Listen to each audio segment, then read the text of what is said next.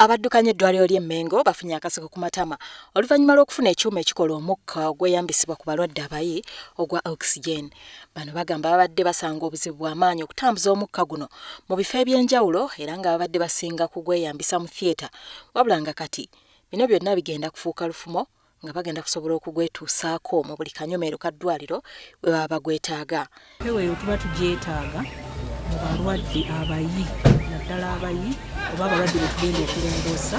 Omulwadde gwe tuba tugenda okulongoosa batasobola kussa yekka, n'olwekyo tumuwa oxygen asobola okukozesa.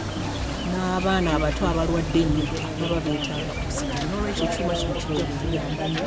Yakulira ekifo awakolerwa omukka guno Dickens Ahabwe Kabingwa agambye nti kigenda kuyamba nnyo okudibya enkola ey'okutambuza zisirinda mu bifo we beetaaga omukka guno nga kati bagenda kweyambisa enkola eri ku mutindo ogusaasaanya mu bifo eby'enjawulo.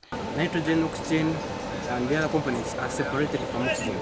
They are pushed out and remain with oxygen, high-grade oxygen, fit for medical consumption. Eddwaaliro lino libadde lisaasaanya ensimbi nnyingi mu kugula omukka guno nga buli sabbiiti lisaasaanya obukadde bwa siringisi 3.5 era nga lya 3 mu ggwanga okufuna ekyuma kino.